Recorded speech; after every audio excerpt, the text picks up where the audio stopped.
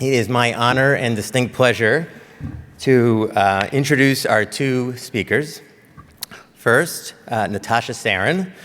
Natasha is an associate professor of law at Yale Law School with a secondary appointment at the Yale School of Management in the finance department. Previously, she served as deputy assistant secretary for economic policy and later as a counsel to Treasury Secretary Janet Yellen at the U.S. Treasury Department, where her work focused on narrowing the gap between the taxes owed by the American public and those collected by the Internal Revenue Service. I also want to mention that she was instrumental in the current project that the IRS will be working on, their strategic plan. Prior to her government service, Natasha was a professor at the University of Pennsylvania Carey Law School and the Wharton School. Her research centers on public finance and financial regulation with work on tax policy, household finance, insurance, and macroprudential risk management. I'm not even sure what that is, but that sounds really hard. Her scholarship has been covered in the New York Times, the Washington Post, and the Financial Times, among other publications. So please welcome our first guest, Natasha Sarin.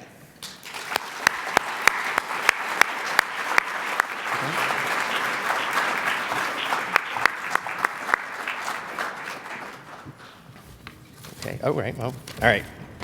Well, they're both here apparently, so we'll do the, Next, let me have my, again, pleasure to introduce our 50th Commissioner of the Internal Revenue Service, Danny Werfel. Oh my gosh. I think He planned that. He planned it. Wow. that's actually our moderator, but we're... All right, we'll try to call him out later. So as Commissioner, okay, everybody settle down. As Commissioner, Danny presides over the nation's tax system, which collects approximately $4 trillion in tax revenue each year, representing about 96% of the total gross receipts of the United States. Commissioner Werfel oversees an agency of about 85,000 employees and an annual budget of more than $12 billion.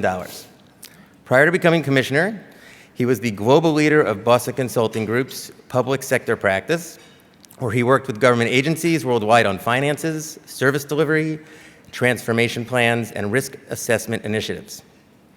Before joining BCG in 2014, Commissioner Werfel served in the federal government for more than 15 years, including 7 months as acting commissioner of the IRS from May to December 2013. Prior to his appointment as acting commissioner, he was controller of the Office of Management and Budget, where he led efforts across the federal government to improve program integrity, including all areas of financial management, financial reporting, and accounting standards. During his tenure as controller, Commissioner Werfel assumed the responsibility of Deputy Director of Management, where he oversaw government-wide efforts to reform and improve personnel, IT, acquisition, and performance management. During his OMB career, he served under 9 different directors in both Republican and Democratic administrations and held various other positions. Please join me in welcoming our 50th Commissioner of the Internal Revenue Service, Danny Werfel.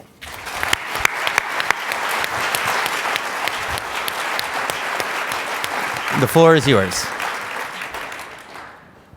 Well, I just want to thank all of you for being here today, and I see many friends in the audience, and we're just really grateful to be able to have this conversation. I also want to both congratulate Pam and echo Pam's deep gratitude to Commissioner Werfel for agreeing to be at the helm of the agency at this tremendously exciting, albeit complicated and challenging time for tax administration. And maybe that's where it makes sense for us to start. You are the new leader of the IRS at a moment when the agency has just received a truly historic infusion of resources to modernize tax administration. And so I'm curious to kind of get your thoughts both as to what we're already seeing as a result of those new resources, and also what the next few years in your dream world are going to look like for the IRS. Well, first of all, it's great to be here. And, I've gotten this question a lot around, taking the job at this moment, and, a lot of jokes about it's the toughest job in DC, or you're going to be the least well-liked person in the United States of America. And the reality is I feel incredibly blessed to be part of something so historic and important, and humbled by the confidence that the President and the Secretary of Treasury have in me to take this on.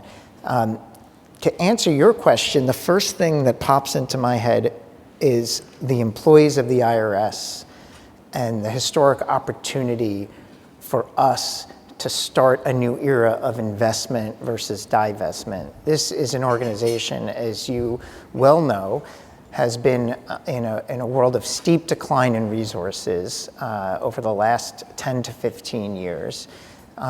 During this era, let's call it from 2010 to just before the Inflation Reduction Act was passed, it was a constant scramble to figure out how to do more with less.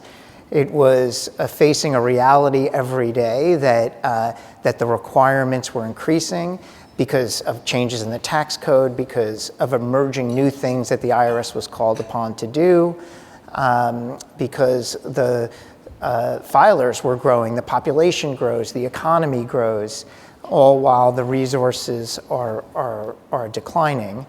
Yet there's still an expectation that things are going to get done. They're going to get done on time. And this organization has been extraordinarily resourceful during this period. It's probably not a story that will be told as much as it should in terms of the way in which the IRS managed through this period of divestment and successfully delivered filing season after filing season. I think what happened once the pandemic hit, and again, now you have that type of disruption and a whole new set of requirements related to the pandemic response, building after these years of resource decline, the bottom finally fell out. And that was obviously disappointing to Americans trying to get through to the IRS, but no more disappointing than the IRS employees who felt, and I've heard this a lot in my first weeks there, who really care deeply about the mission. And so, from my vantage point, I start the job by thinking, how do we take advantage of the fact that we're shifting from an era of divestment into a new era of investment? What are the right tools that the IRS needs, that the employees need to do their jobs effectively across every dimension of the IRS operations? And I spent 10 years out of government reflecting on my time in government, and I spent a lot of hours thinking about, if I ever came back to government in a leadership role, what would I do differently? What have I learned? And I think I've learned a lot. And one of the biggest things I've learned is that you can't be successful unless you take an employee and workforce-centric view to what you're trying to achieve. Obviously there are other dimensions of success, but I've really come into the job thinking, how do we turn the IRS into a high-performing organization and with this historic opportunity? And if we focus on that, really positive things will happen for the nation and for its taxpayers. And how do you actually think about implementing against that, right? Because to your point, you have a workforce, some 80,000 people, who have for years and years been without the resources or the tools that they need to do their job. And in some sense, this isn't the first time that the IRS has thought about what would structural change mean for the agency.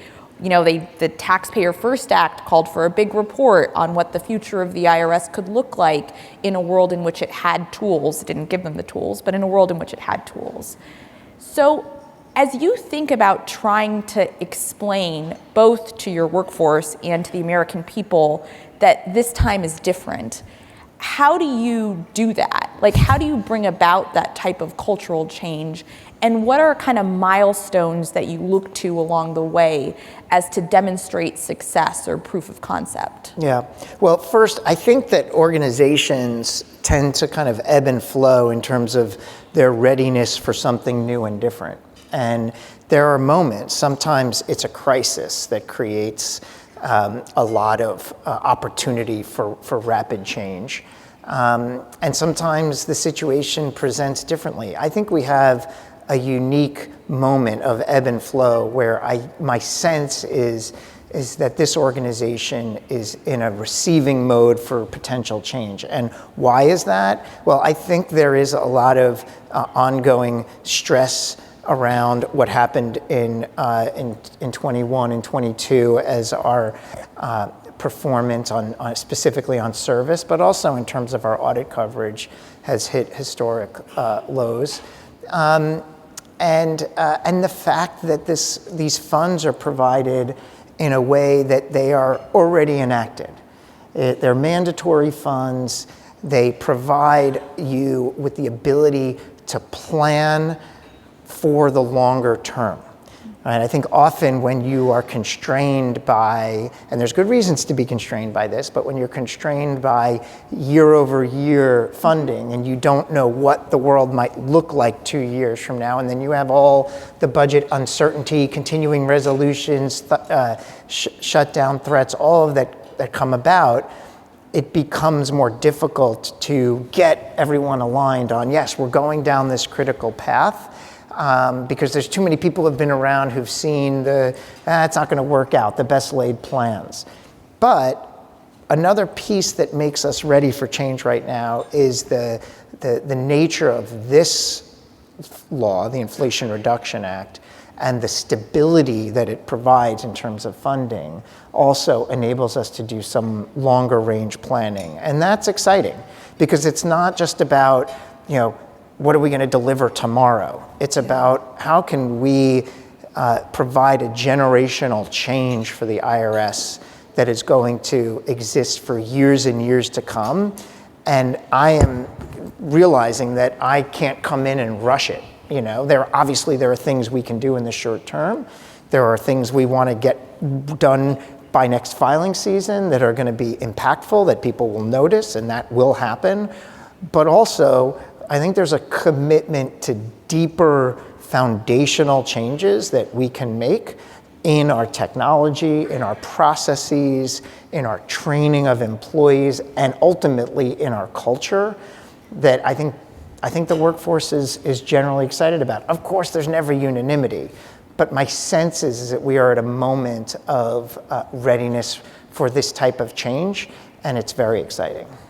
It's interesting that you speak to the sort of multi-year nature of this funding, because as you know, that was a very calculated choice, right? As we thought about designing what eventually became the Inflation Reduction Act's budgetary form for the IRS, we thought about the importance of there being stability over the course of the decade, because a lot of these investments, thinking about substantially ramping up compliance coverage of complex taxpayers, or thinking about fundamentally overhauling outdated IT systems, that requires time. It's not going to happen instantaneously or overnight.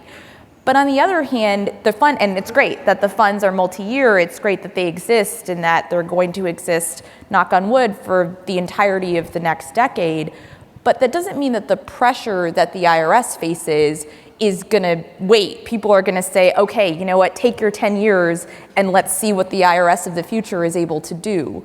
So how do you think about balancing this sort of political and public pressure to show progress immediately against the recognition that you have, which is that some of these changes are going to take years really to fully realize? Yeah, I think we have to do two things. We have to make meaningful change incrementally in the short term that people can feel, and then we have to communicate it effectively. Let me give you an example. The plan that we issued, the strategic operating plan on April 6th, I refer to that now as my public to-do list. There's 190 projects on there. And it can be difficult, it's a dense document, right? And if I slapped it on the table and asked my aunt to read it, she would not get past page 2, I'm sure. She'd say, "We're very proud of you, Danny, but I'm not reading this plan." But if I sat down with her and I said, okay, there are 4 ways that taxpayers engage with the IRS. First, they'd like to walk in and see us in person in our taxpayer assistance centers. So if we don't have funding, we have closed centers, understaffed, long lines, and lacking people who want to meet us in that way lack the access. With funds, we can open more taxpayer assistance centers, including in rural and underserved areas. We can extend hours, they can be fully staffed, we can eliminate lines going down the street, we can open up Saturday hours, we can engage with communities around how to kind of offer assistance to low-income individuals who are having trouble applying for EITC. There's all these cool things we can do in person with the right funding, so walk-in centers. The second way that people engage with the IRS is they call us. And if we don't have the right funds in place, people won't be there to answer the phone, and that can be extremely frustrating, and then you're on hold for a long time. The other challenge is that we're not investing in a more modern call center, because if you call around to your favorite airline or retail or bank or financial services institution, you will notice attributes in those calls that we don't have because we haven't had the ability to invest. So we're going to make the call center better. The third way taxpayers interact with us is they go on our website, irs.gov. And if they go on that website and they find it difficult to navigate, it doesn't have nearly the type of user-friendly formats and tools that my bank or my mortgage company has, that's concerning. And then the fourth way is they pull out their smartphones and they want us to go on an application. And that we have a long way to go on that, but we do have Where's My Refund, which is a good start. So 4 different ways. Now, what I can then explain is here's how we're incrementally improving each of those channels over time. Here's what we've been able to do already with the Inflation Reduction Act funds. We're already spending money to open those taxpayer assistance centers. I think we've opened 16 since the Inflation Reduction Act was passed. Obviously, we hired 6,000 customer service reps, and we dramatically increased our performance on the phone. We also include new bots in the call center. You can now, in an automated way, get a transcript, set up an installment agreement if you owe less than $25,000. These things didn't exist before the Inflation Reduction Act, and on and on. We can start to demonstrate. And so I think what we can do is explain that each month or filing season or quarter, however you want to think about your calendar, if we can show incremental, meaningful improvements, then people will say, they're actually changing. They're moving. If we just issue a kind of a dashboard of how we're doing on the 190 projects, it won't resonate as much. So I believe one of my jobs as commissioner is to figure out that Rosetta Stone, that translation of all the various plates that are spinning, but then how does it impact you as a taxpayer, as a citizen? It gets a little bit harder for some of the foundational things we have to do with our technology to make that plain language explanation. But one thing that I would talk about is data security. And there's some fundamental things that the IRS has to get right for the whole thing to work. And there's a few of them. And one of them is the data has to be secure. And so, if you have old technology that isn't as modern as it could be, that we're not making the investments. We have, for example, a long list of Inspector General TIGTA recommendations on things we can do to strengthen the data security of our systems. And when I look at that report card and I talk to the team and I say, why haven't we closed these? We haven't had the money. You have to prioritize. Well, now with these fundings, we can start, as I said in my Ways and Means hearing, try to get an A on that TIGTA report card. Now, going back to my aunt, I have to explain that when you send your taxpayer information in, do you want it in an old system that didn't get an A on a report card, or a modern system that the oversight entities say, yep, thumbs up, it's secure? So working through how to make these explanations and then showing that actually the Inspector General's scorecard went up in grades, these are the ways I think we can explain how we're putting the money to work effectively. And you kind of already started to speak to this, but there are sort of differences across the Inflation Reduction Act with respect to how different functions of the IRS received funding. So, and I'm kind of curious for you to engage a little bit on what I call color of money issues, right? In taxpayer service, you got, and there are complex reasons for this we can all talk about, but you got approximately a year's worth of funding for that type of work in mandatory funds in the Inflation Reduction Act, about $3.5 billion of new funding. In the area of enforcement, the account that is enforcement, you got about 8 times an annual appropriation in enforcement, about $45 billion in new funding. So as you, and you acknowledge this in the plan, the IRS acknowledges this very explicitly, like there's so many investments we want to make in taxpayer service, things that Nina and things that Aaron have been calling for years, and we actually don't have the resources in the Inflation Reduction Act to support all of that work.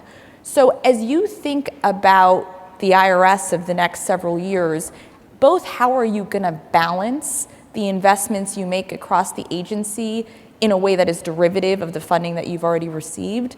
And also, how are you thinking about articulating the need for additional funds and where those needs are in the agency going forward? Yeah. So, I'm growing up in government in the Office of Management and Budget. I've always felt that I've had this kind of mindset of we will do the best we can with what Congress in their wisdom enacted, right? And so I arrive at the IRS in the wake of the Inflation Reduction Act, and it provides roughly over $3 billion, but not more than $4 billion on services improvements. My mindset is, how can we put that money to work most effectively?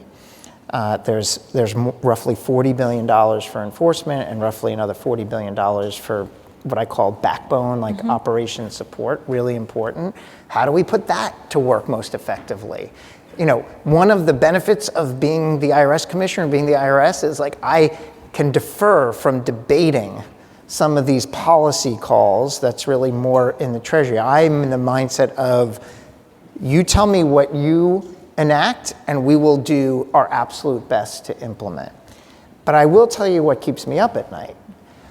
The reality is that the whole plan starts to degrade if our base funding isn't raised. Like this is a mistake that I think is being made in terms of the world's understanding of IRS funding, which is the Inflation Reduction Act is meant for us to modernize and improve, and our base budget is how we run the daily train schedules. Right? And so what happens is if there's more people calling, more filers, more complexities, more changes to the tax code, and I think I asked the team for some stats on this, and there was like something like, they gave me a period of time like 2019, the summer of 2019 to the summer of 2021, and there was close to 1,000 changes to the tax code or something like that. All of that has to be managed in our base budget on a day-to-day basis. And what happened is in fiscal year 23, our budget stayed relatively same at its base. And so what we had to do was pull money from that services fund in order to answer the phones, in order to keep the current train schedules. The analogy that I used in my Ways and Means hearing was this idea of train schedules. And I said, look, if there are people crowding the platform more and more because the next train isn't coming through, that's a problem. You have to deal with it, right? So we had to pull money from the Inflation Reduction Act to get those trains moving and get those people off the platforms and where they need to go. because we weren't given the funding to do that. By doing that, that means we're not modernizing the train schedules. We're not building more trains. We're not optimizing what we do to keep those in a sustainable way, those platforms in the right level of crowd control. And that's what keeps me up at night. I'm less concerned about, you only have $3 billion, what are you going to do? That is like, I think we can do a lot with $3 billion. And I think if we can prove how much we did, then we are in a better footing to get more money in the out years. But if you're not going to allow us to use that money because you're not going to fund our incremental base budget, then that is the concern. And so I have a job to do, which is to convince the budget formulation people in Washington, which is a lot of different people, but I have to convince them that by not funding our incremental base budget, you are doing harm to taxpayers.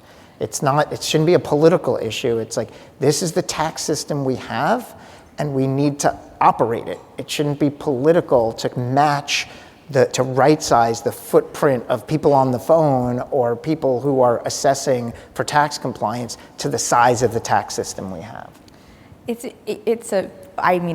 You're preaching to a choir here, and I feel very deeply that everything that you have said, Commissioner, is right.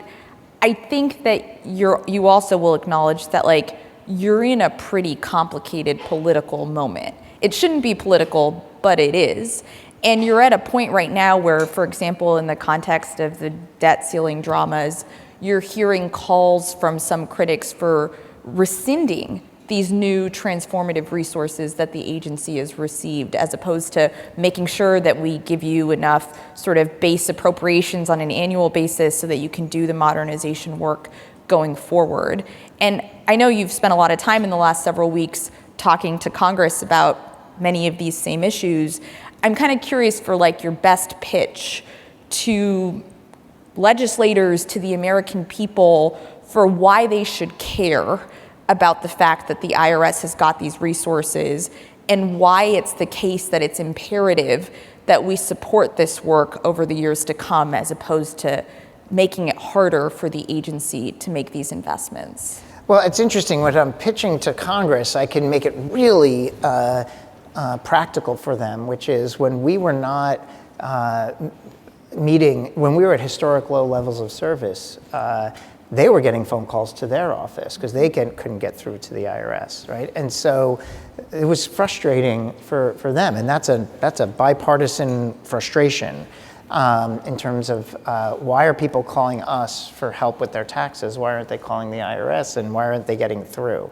And so that's kind of a visceral thing. And then the point on the modernization money is to say, like, now you have to decide, what do you want out of this IRS service? Do you want us to just be able to have enough people to answer the phone for a few years and then be right back where we started? Or do you want us to be able to sustain in perpetuity a level of service where people aren't calling you anymore, they're only calling us, which is the right answer? And not only are we answering the calls, we're providing things like a callback option. We are giving them better online tools so that they don't even have to call in, because they can get done on 3 minutes on their smartphone, something that would take them 35 minutes through a phone call with us. It's a question that I try to convince them that you're only hurting your constituents, right? Because they're the ones that are going to have to call and get in these long queues on the IRS call center versus the other things that we can do. And that's and then on the enforcement side or the compliance side, the pitch there is, I said earlier, there's a few foundational elements for this whole thing to work. Data security is one of them. Equity is another. And if you are a middle or low income taxpayer, a mom and pop small business, and you live in a reality where the IRS has the capacity and the tools to fully assess your balance due and ensure that you're paying what you owe, but we do not have that same capacity for wealthy and very wealthy taxpayers, that doesn't feel that equitable, right? And so the pitch is that in order to get to the right level of equity so that people believe that our tax system is fair, and we all know that our system operates on it's grounded on trust, that we have to build that capacity. And if you pull that money back, then we're right back where we started, with an inequitable outcome, a lack of fairness, that the IRS has the capacity to assess people at middle and lower income levels, but not at higher income levels. That doesn't feel balanced. And what the Inflation Reduction Act does is allow us to achieve balance. And as you think about achieving a more equitable system of tax administration, investing in sort of world-class customer service, you're going to need both to grow the workforce, but also a fundamentally different type of workforce, right? You're going to need to invest in data scientists and economists and cybersecurity experts and partnership law experts in a way that both the agency hasn't had the capacity to do in the last decade plus, but also just doesn't have the infrastructure to recruit from these types of areas. And so, like, how do you think about and especially in a tight labor market, right? Like, how do you think about your recruitment and hiring of new types of workers for the agency? And also, as we're talking about pitches, like, and many in this room are relevant to this question, what's your pitch for why people should be coming to work at the IRS at this historic moment? Yeah, so there's a lot in that question. I'll start with the pitch, though. I mean, it's the same thing that drew me in, right? First of all, if you have a sense somewhere inside you that public service is something that you aspire to be a part of, then often you aspire to serve the public in a way that has impact. And the bigger and more material and significant that impact, or the more compelling or acute the problem is that you're going to solve, the more exciting it is and the more rewarding it is to be a part of a public service mission. And at the IRS, the decisions that we make impact every household in America. They are, the idea of having impact at scale is enormously relevant at the IRS. Now, add in the reality that without the IRS, it's kind of a keystone to this whole operation of the U.S. government and our society.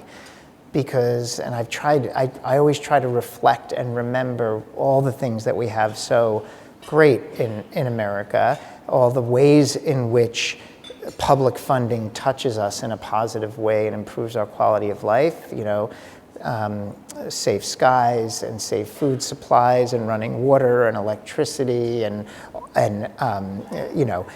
law enforcement and national security, all these things that together create the life that we have in America, imperfect as it is, but truly something that we all should appreciate. That all falls apart if the IRS isn't carrying out its mission to provide, as Scott mentioned, $4 trillion in receipts each year. So the next part of the pitch is this is an absolutely critical mission. It's a bit unheralded. If you also have to be the type of person that knows you're coming into something that no one's going to throw a parade for you when you get it right, and will excoriate you when you get it wrong. The analogy that I use there is the NFL referee. They get the holding call wrong, and 80,000 people will boo them. But guess what? They get the holding call right. 80,000 people will boo them. And I take it one step further. Even now with instant replay, as they're using technology to get their calls right, and then 80,000 people look up on the screen and see the refs actually got the call right, they'll still boo, right? And nobody throws a parade for the ref, and that's okay. The refs are critical. The game can't happen without them. They can't leave the field just because they get booed. They should be proud of the work they do, and so should we at the IRS. The other part of the pitch is this is the moment, right? This is a transformational moment. We are building something. We are not scrambling to figure out how to do more with less. We are actually building an organization that will serve future generations to come. And so again, it's not just that the day-to-day stuff has impact on today's America. The work that we're doing right now, because we're entering this period of investment, is going to serve future generations of Americans. And one other thing about the IRS, it often, not only does it administer the tax system, but it often finds itself in a position to have impact on broader positives to society. And the best example of that is the energy credits in the Inflation Reduction Act, right? I mean, if you think about what the government can do to change industry behavior on carbon footprint, I think a lot of very smart people think the tax incentives that are within the Inflation Reduction Act are potentially the most powerful lever the US government has. And guess who's at the center of making sure that those, the bird, the sign. Dramatic effect. And yet I will persist. So.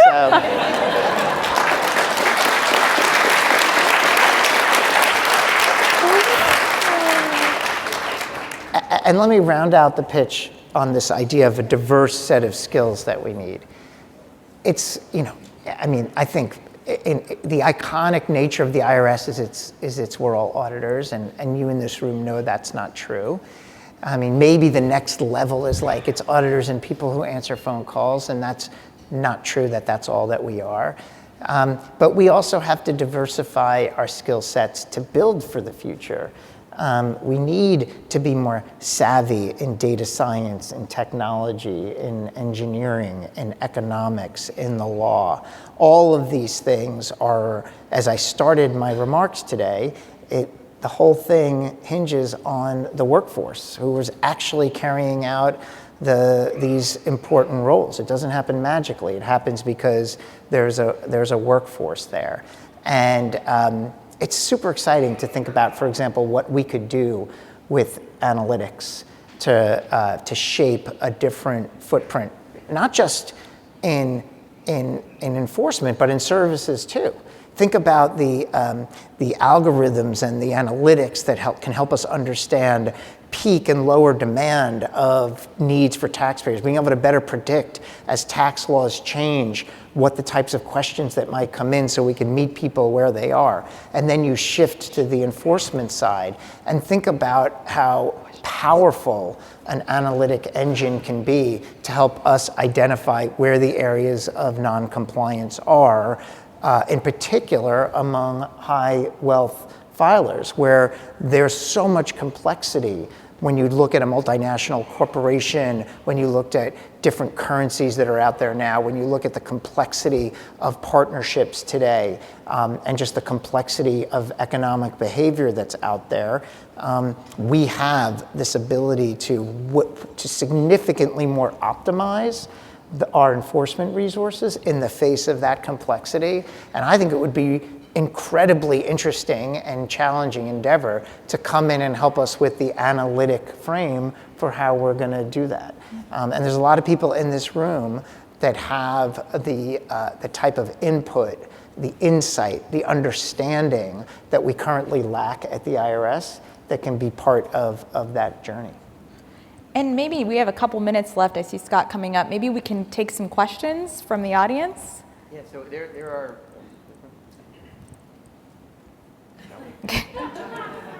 There we go. So Commissioner Werfel has been kind enough to offer up some time to answer some questions from the audience.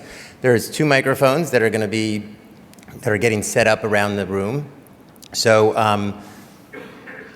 why don't we anybody interested in asking a question, why don't we get up and start the Q&A.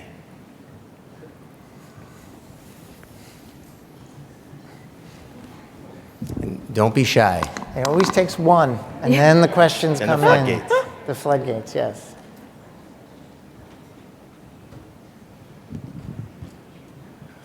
Good afternoon, Commissioner. Marty Davidoff from New Jersey. One of the things that has been proposed many times, maybe only by me, is that is that when the IRS sets up these internal working committees, we're going to have a team that's going to improve this. We're going to have a team that improves this. That you include practitioners on those teams. And the answer has always been, but they can't have PII. Well, there's a way to do it. I'm sure you can figure it out. Pay us $1 a year and put us on those internal sessions. So I ask you, if you haven't already considered it, if you've considered it, what's your say on it? If you haven't already considered, I hope you'll consider putting practitioners on these teams to be working hand in hand, not just to be on liaison committees, but to actually see the data, see both sides, see your challenges internally, and for you then to hear directly those insights. Thank you. Yeah, I appreciate the question. And I'm glad you raised it because it's another part of the culture change that I think is important. And there is, and we probably have a whole seminar on why this is, but there is a long-standing history of kind of the IRS being close hold with everything that we do. I think 6103 has a lot to do with that, and just kind of the nature of privacy laws and the fact that that there's a lot of things that we can't tip our hand to if we're going to do our jobs effectively.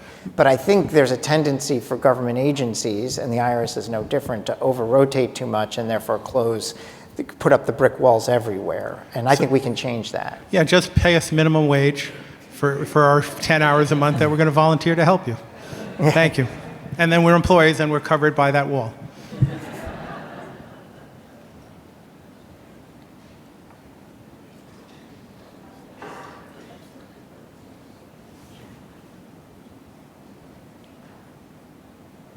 Anyone else? I'm happy to give Danny more questions. Yeah, you but... should. Oh, there's yeah, a I question see you. back there. When are you going to get rid of the fax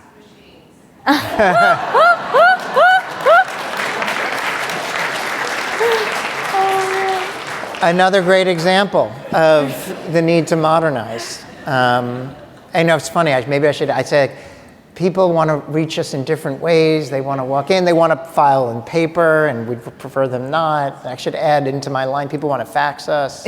I don't think there's a lot of people who want to fax us. So I will make that part of the endeavor. I do think we want to be significantly more digital going forward, as long as we can do it in a fair way where we're not kind of preventing access issues.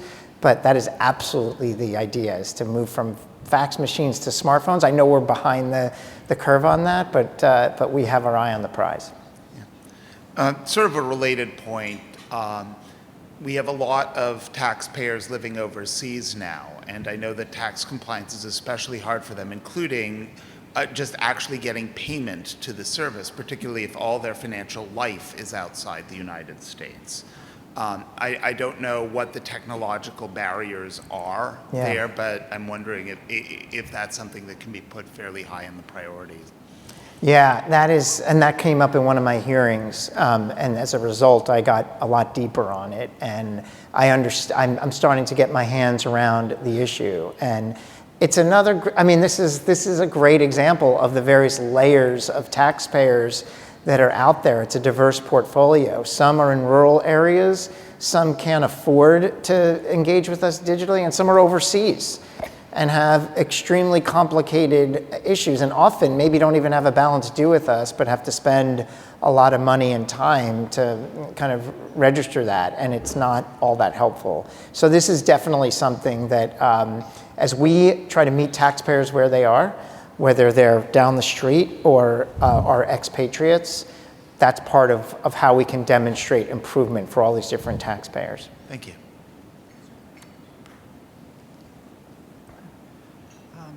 When people look at the U.S. system versus the system of other countries, our system is one that relies very heavily on voluntary compliance, more so perhaps than other countries. You've talked about a number of ways of essentially removing obstacles for people who want to comply. Do you also have thoughts on how to encourage voluntary compliance? Yeah. Well, when I think about voluntary compliance, I think about trust and the importance of trust. One of the first questions that I got when I got to the IRS from one of the executives was, philosophically, do I think the IRS should be, build it and they will come, or meet the taxpayers where they are? And I'm very much in the mindset of meeting the taxpayers where they are. I think that we can build trust by connecting people better to what their responsibilities are or what benefits they have. And in terms of this idea of volunteering, I am very much interested in exploring, like, what are some of the things, like safe harbors, coming forward, saying, like, this is what I'm planning to do, to kind of meet us in the middle in terms of an area that might be confusing and make it less ultimately leading to something combative, but finding kind of a common area where we're meeting taxpayers that might be having a concern with one of our interpretations or a concern that they have about a compliance action that we're taking.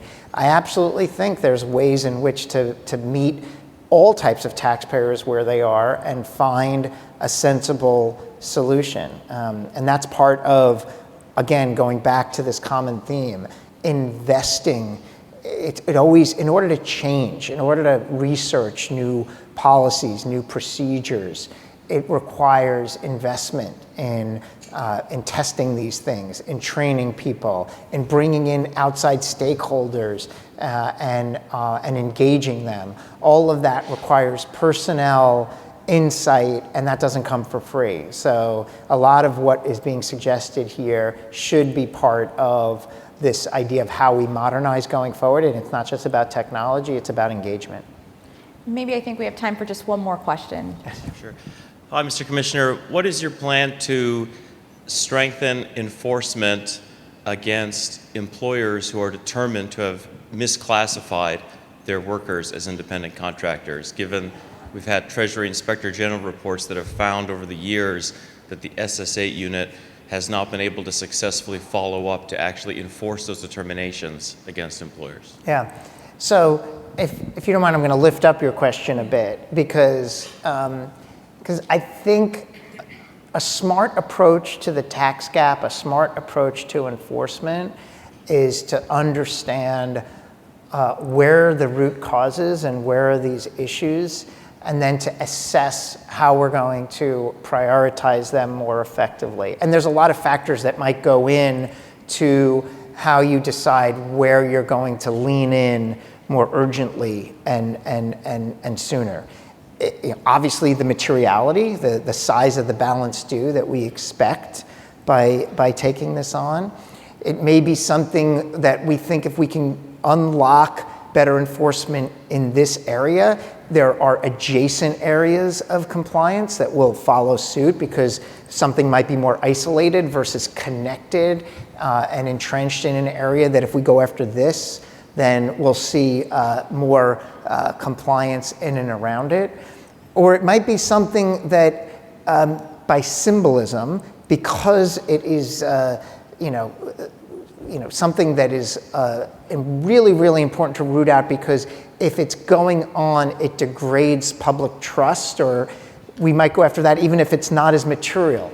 And so for me, taking your question, I would want to understand where that type of potential noncompliance fits in a broader portfolio of noncompliance so that we can make smart decisions. And this is coming back to the point is like, this work that I'm describing is really, really critical for us to strengthen and become significantly more sophisticated than we are today, and this is where the recruitment comes in.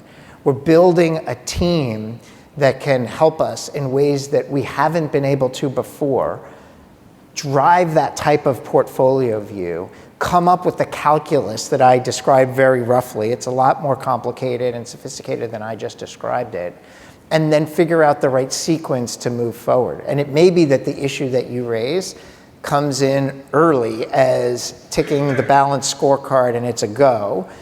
And it may be that it's something, it's not that we would ignore it, but it might not be the kind of like the first major wave.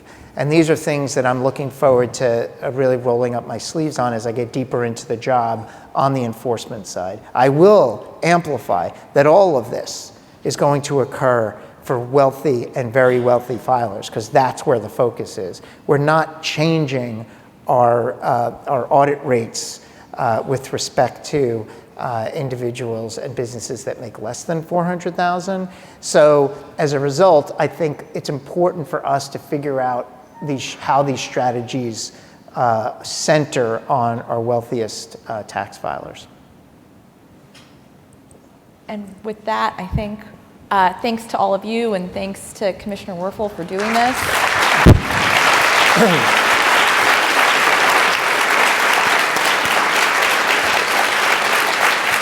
Commissioner and Natasha, we appreciate very much your very engaging discussion, and I think everybody here enjoyed it thoroughly. We don't have many empty seats compared to what we started with. In addition, because of our audio taping, audio tapes will be distributed to all 1,700 registrants at the meeting and available to section members who were not here. So this will be something that will mean a lot to our section. For those of you who are wondering what happened to the bird, the security detail assures me it's just part of their job, and it was done in a very humane way, and everything is fine. But we look forward to seeing everyone virtually at the fall meeting, and then at the January mid-year meeting in San Francisco. Thank you for your attendance, and thank you for the program.